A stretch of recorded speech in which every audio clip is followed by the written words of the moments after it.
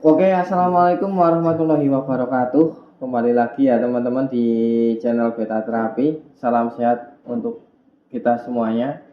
Dan semoga video kali ini bisa memberikan manfaat dan barokah untuk kita semuanya. Nah teman-teman, kali ini saya akan membahas secara singkat tentang hipnoterapi. Apa sih hipnoterapi itu dan bagaimana sejarahnya, dan juga apa aja sih manfaatnya hipnoterapi itu. Nah kali ini saya ditemenin sama Mas Gondrong ya, Mas Ari. Halo, halo. Nah itu kedengeran ya teman-teman suaranya aja, tapi nanti orangnya kalau di spill kalian jatuh cinta malah repot. Baik teman-teman, daripada kita berlama-lama, kita gaskan saja pembahasan tentang hipnoterapi. Dimulai dari pengertian secara umum ya Mas Ari ya. Boleh. Nah, hipnoterapi atau terapi hipnosis ini sudah banyak dimanfaatkan sebagai metode pengobatan. Hipnoterapi itu bekerja dengan cara memasuki alam bawah sadar seseorang, lalu memberikan sugesti tertentu atau afirmasi-afirmasi tertentu untuk membantu proses penyembuhan. Nah, kalau menurut Mas Ari dari pengertian yang barusan bagaimana Mas Ari? Ya, kurang lebih pengertiannya seperti itu ya.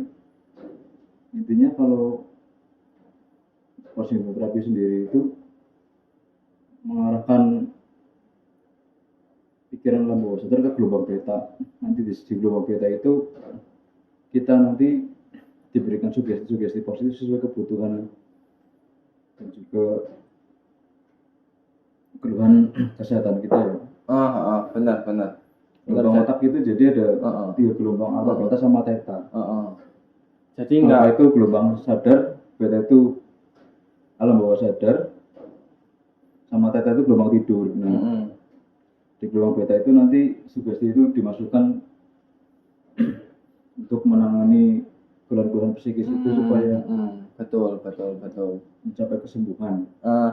benar. Jadi untuk teman-teman sudah dijelaskan barusan sama Mas Ari tentang gelombang alfa, theta sama beta. Kenapa sih kok kita namanya juga beta? Karena sang pemilik Beta itu saya. Karena beta itu saya ya teman-teman. Dan sudah disebutkan bahwa barusan beta itu adalah salah satu gelombang di mana kita menanamkan sugesti-sugesti dan afirmasi positif. Nah, itu teman-teman, mengatasi keluhan dan masalah kesehatan psikis. Nah, betul sekali. Jadi teman-teman kalau mau melakukan hipnoterapi atau proses-proses penyembuhan dengan cara hipnoterapi bisa datang aja ya teman-teman ke Beta Terapi. Karena sudah jelas barusan dikatakan sama Mas Ari ya. Nah teman-teman, kita lanjut ya. Bahwa di sini dikatakan terdapat banyak anggapan tentang kegunaan hipnoterapi. Tetapi di dunia medis, hipnoterapi dapat dijadikan sebagai terapi alternatif atau tambahan untuk mengatasi keluhan atau masalah kesehatan tertentu. Kalau ini Mas Ari setuju nggak nih tentang hipnoterapi itu dijadikan sebagai terapi alternatif, Mas Ari? Saya sangat setuju. Karena perawatan medis itu kan kadang-kala nggak melulu harus ke dokter ya. Untuk kondisi-kondisi tertentu dan juga untuk keterbatasan ya katakanlah finansial. Kalau finansial kita tidak memungkinkan untuk pergi ke dokter, ya sekarang sih ada BPJS ya enak. Kalau kita nggak ada BPJS, kita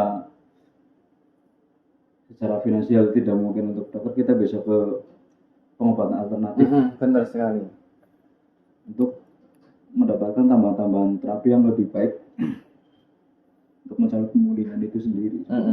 Nah, berarti kita bisa masuk ya Mas Ari ya, di Beta Terapi itu sudah sangat kompleks ya Mas Ari ya. Bisa. Tentang terapi-terapi alternatif yang ada di dalamnya itu ada terapi akupuntur, akupressure, ada yang jelas ada hipnoterapi atau hipnosis itu ada di beta terapi teman-teman.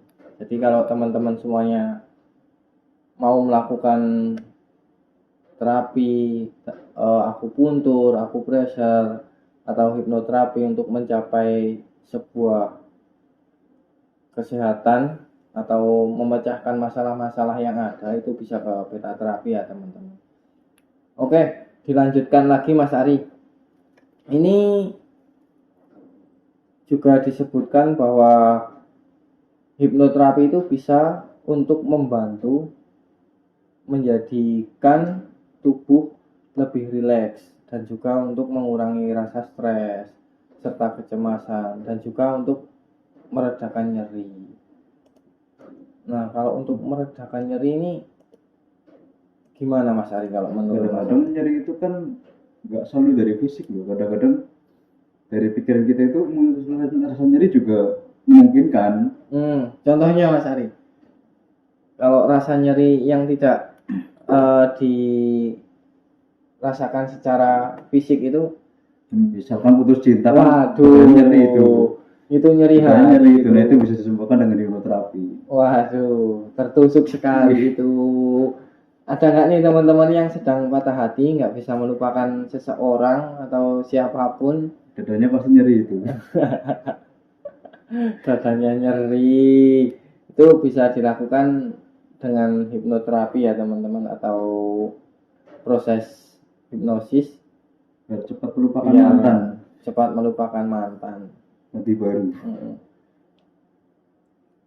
Tapi bisa nggak ya Mas Ari untuk melupakan utang itu, bisa nggak ya? Kalau utang dibayar, jangan dilupakan. Jadi kalau hipnoterapi, kalau itu lain itu. Kalau hipnoterapi untuk melupakan utang nggak bisa ya? Nggak bisa. Kalau utang itu diselesaikan secara finansial, bukan secara terapi.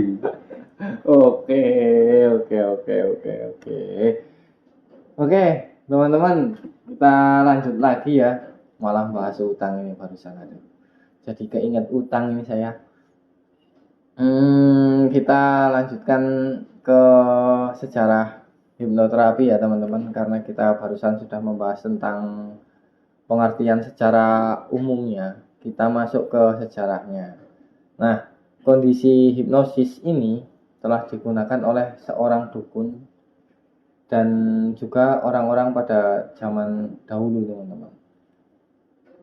Metode hipnoterapi itu telah digunakan oleh Mesir sejak ribuan tahun yang lalu ya, yang diaplikasikan di dalam ritual-ritual, di dalam upacara keagamaan dan membantu menyembuhkan segala macam penyakit. Nah, jadi teman-teman, kalau zaman dulu itu di Mesir kuno ya teman-teman, itu namanya belum hipnoterapi teman-teman, tapi masih hipnosis ya. Karena di sini disebutkan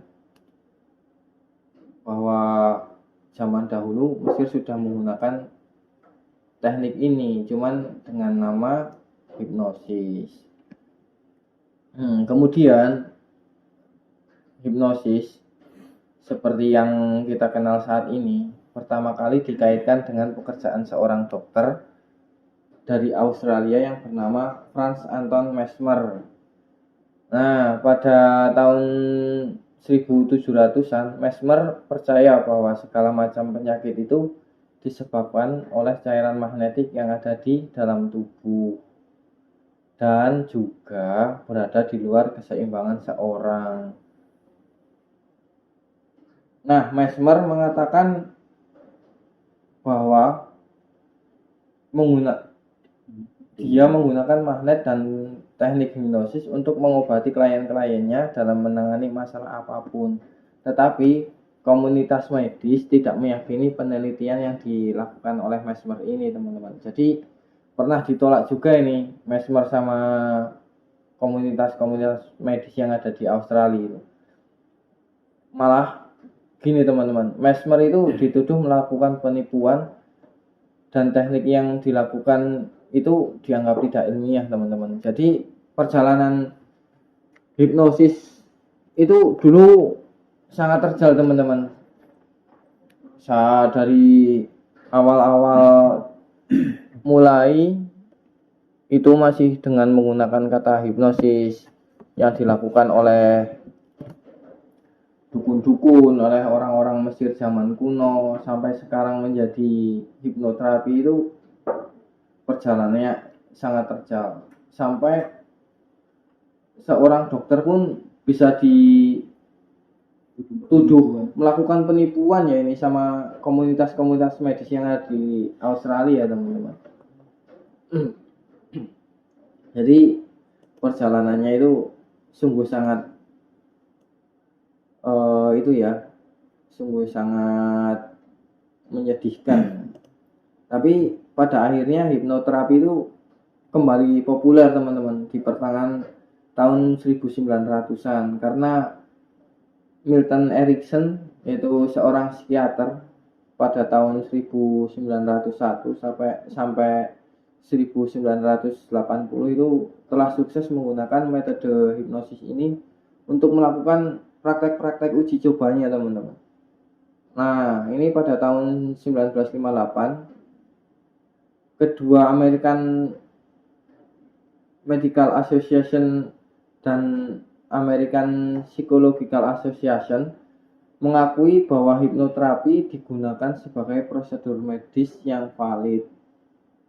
Nah, ini sampai sini itu perjalanannya berarti dari 1700-an seorang dokter di Australia itu yang bernama Franz Anton Mesmer sudah dituduh melakukan penipuan dengan proses-proses hipnosis.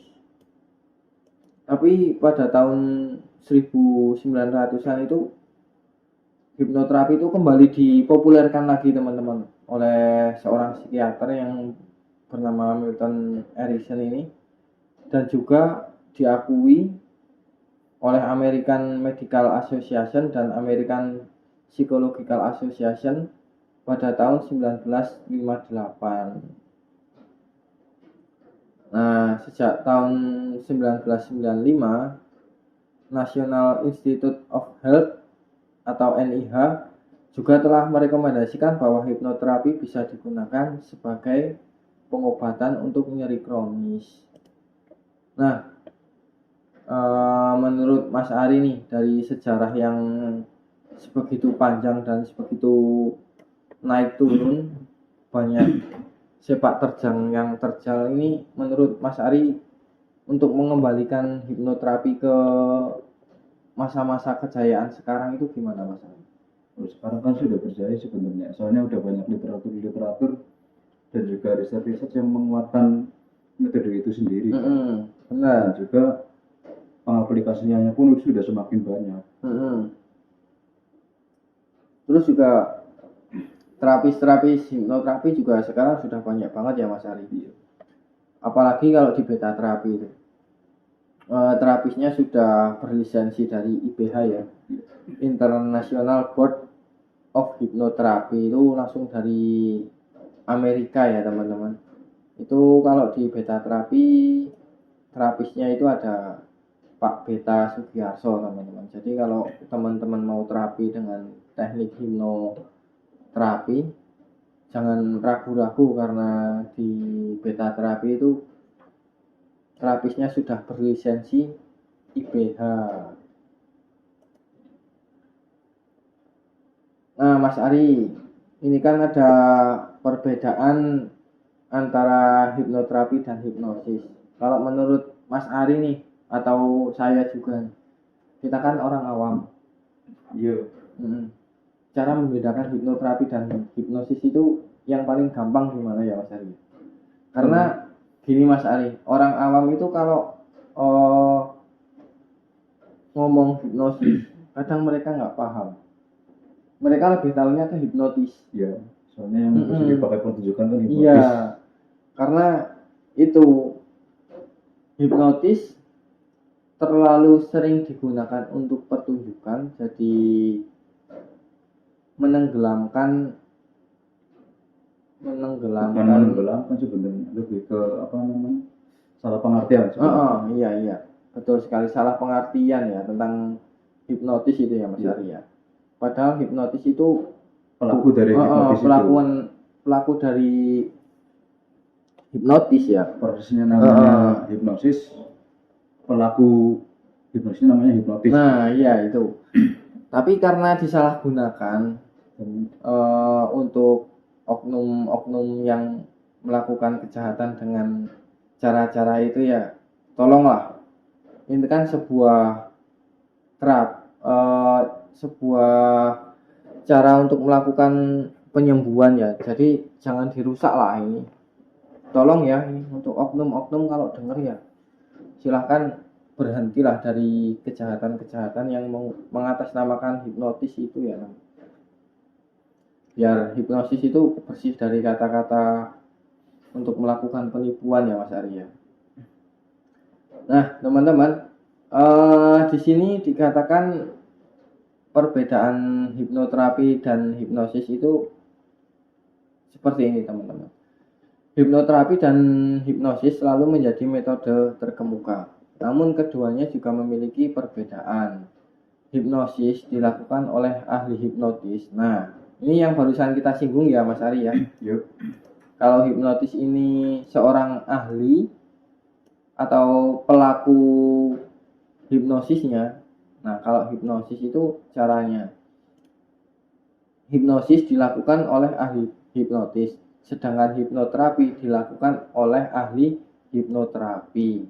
Selain itu, perbedaan antara hipnosis dan hipnoterapi terletak pada definisi hipnosis yang merupakan kegiatan untuk mengondisikan suasana hati, sedangkan hipnoterapi adalah istilah untuk metode hipnoterapi yang menggunakan hipnosis. Nah, ahli hipnosis dapat menggunakan hipnosis untuk menyelesaikan masalah manusia. Namun, para ahli hipnosis tidak diakui sebagai hipnoterapis.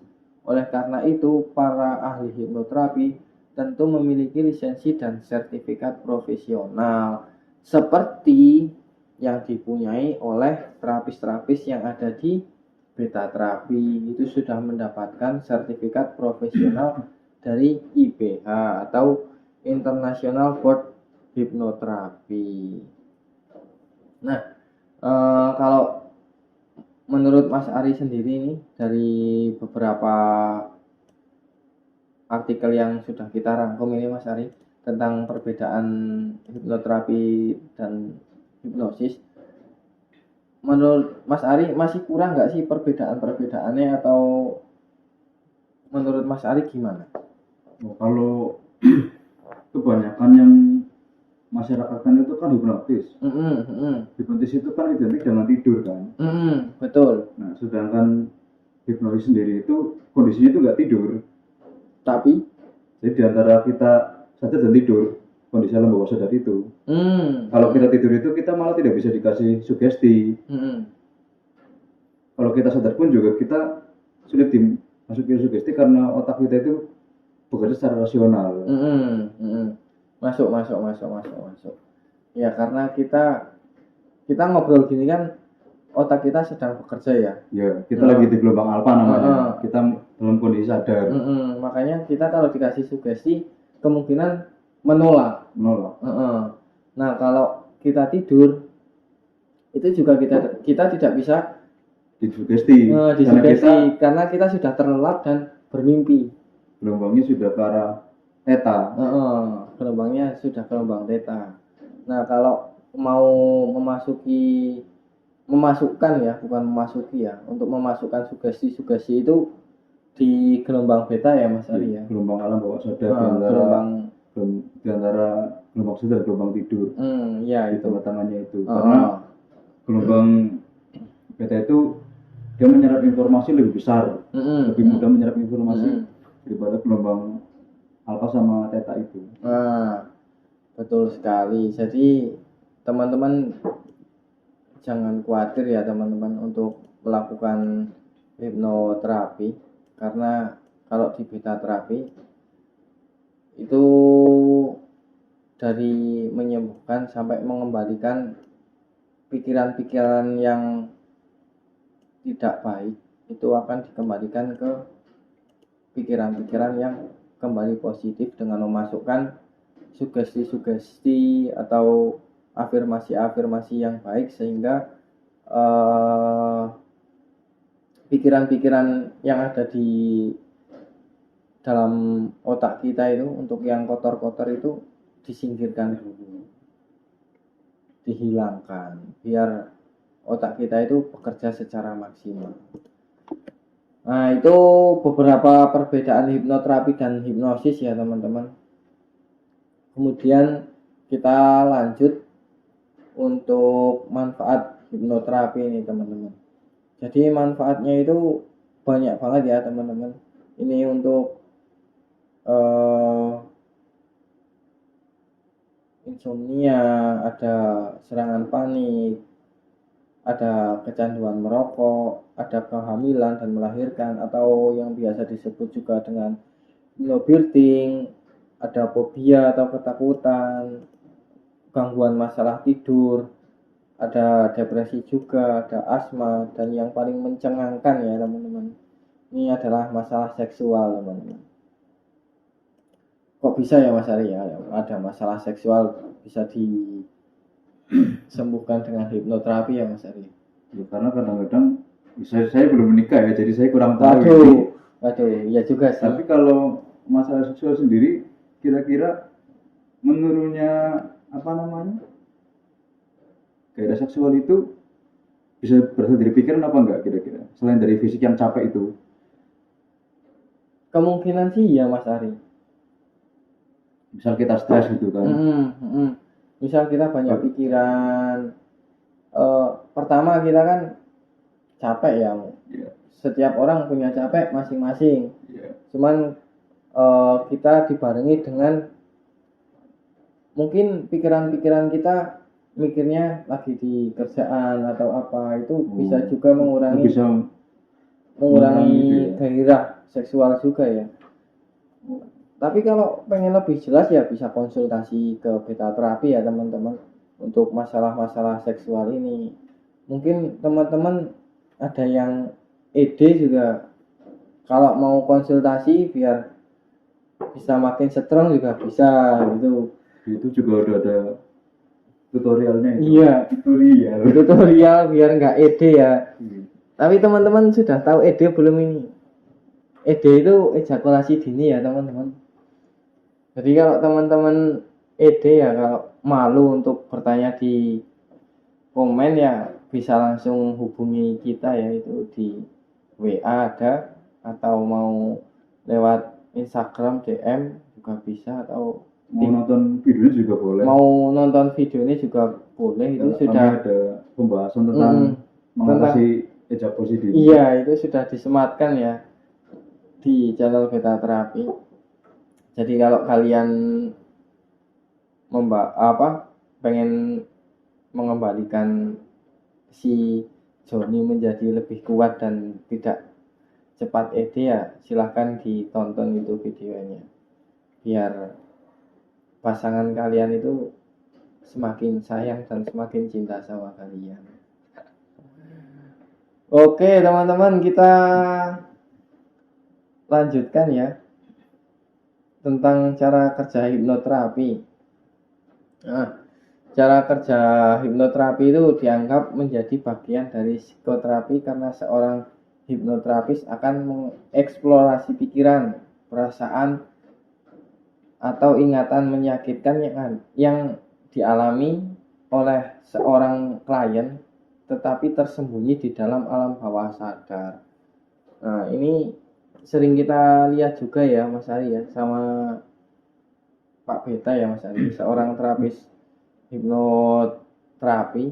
Ketika ada klien yang cemas atau apa dan lain-lain, itu sering alam bawah sadarnya itu informasinya dikorek, dicari apa sih yang menjadikan seseorang itu cemas, apa sih yang menjadikan pikiran klien itu tidak baik.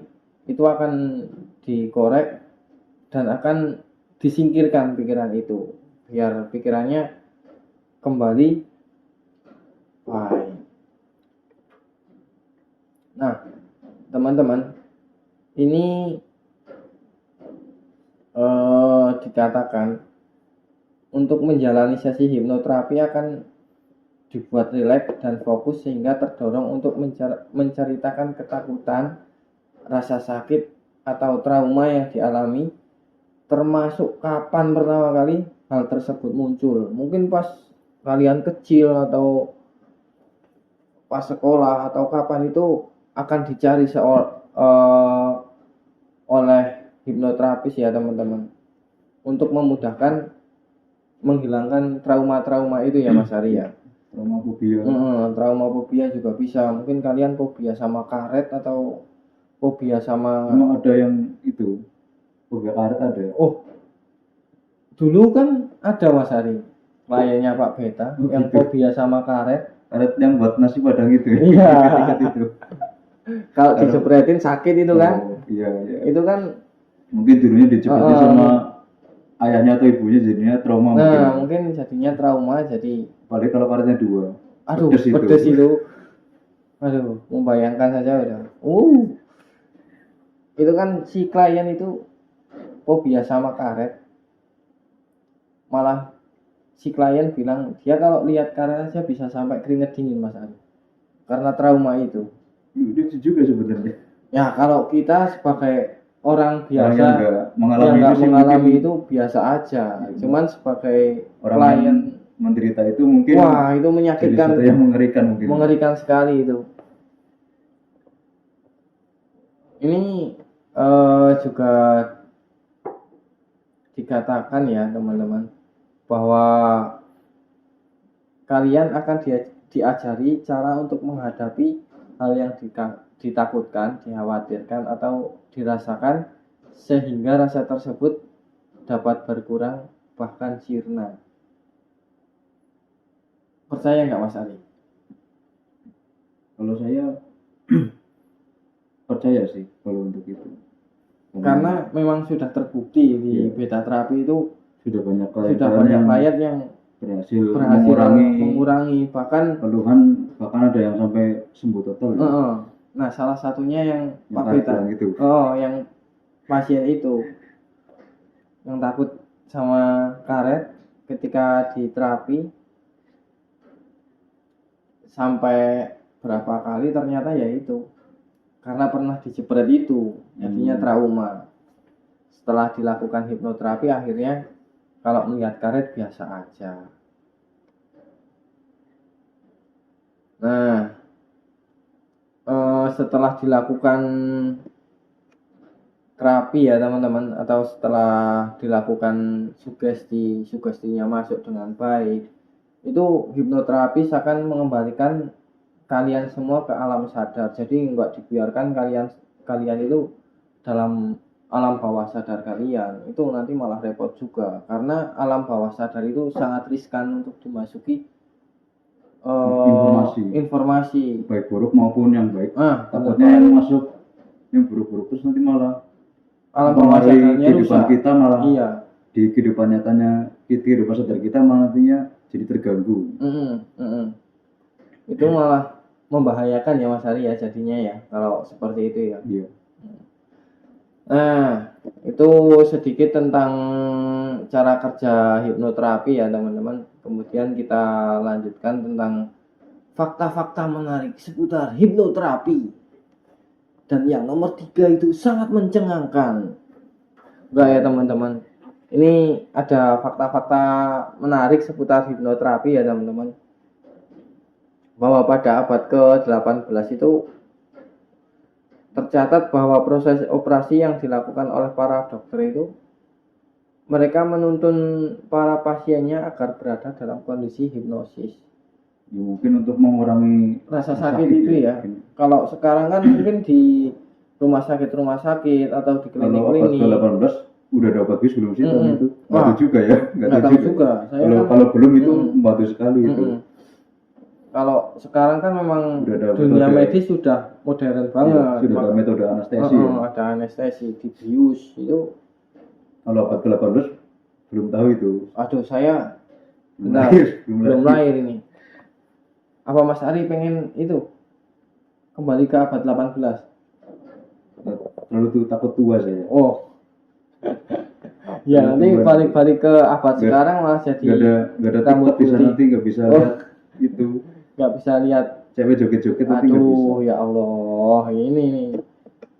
Nah, selanjutnya ini pada saat perang saudara di Amerika juga hipnosis digunakan untuk mengobati para tentaranya yang terluka.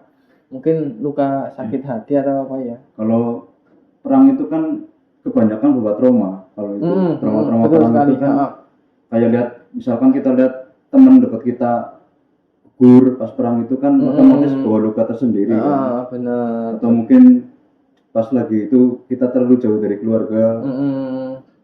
Terus juga suara-suara tembakan, ya, suara bom, sampai suara mortir tetap keinget biasanya.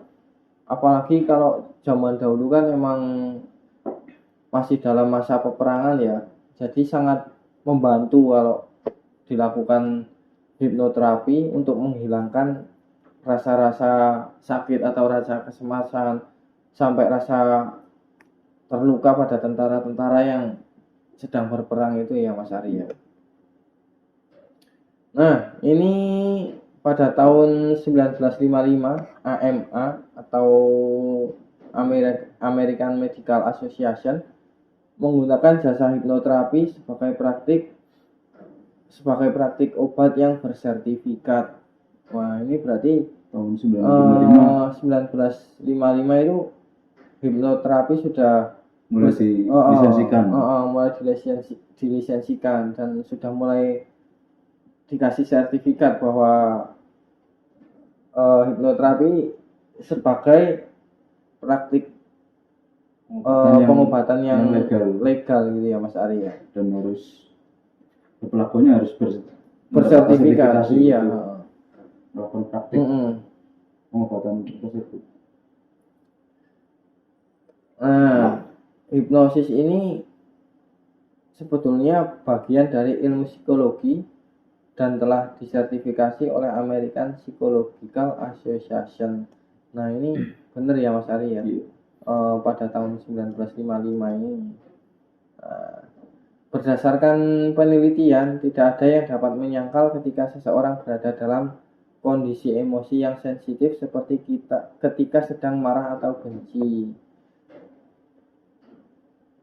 Di sini juga hipnosis dapat membantu para pasien untuk dapat mengontrol emosinya dan melatih pikiran untuk selalu berpikir positif. Nah, ya benar, karena pada dasarnya hipnoterapi itu untuk mengembalikan pikiran-pikiran kita menjadi pikiran-pikiran yang lebih positif lagi, mengembalikan pikiran-pikiran yang tadinya buruk menjadi positif, menjadi kembali baik. Apalagi kalau hipnoterapinya dilakukan di beta terapi ya teman-teman, itu sangat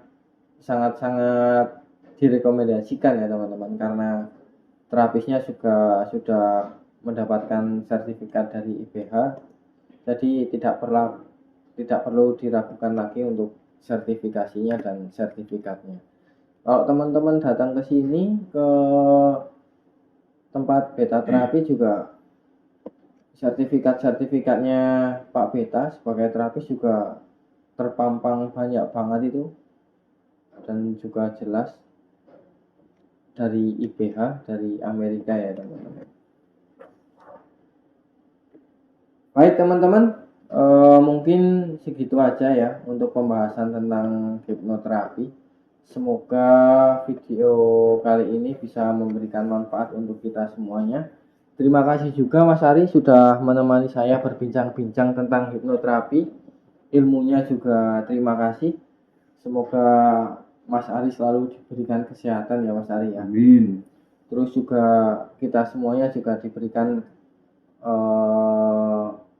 kesehatan, diberikan pikiran-pikiran yang baik, biar kita semuanya hidup dengan baik.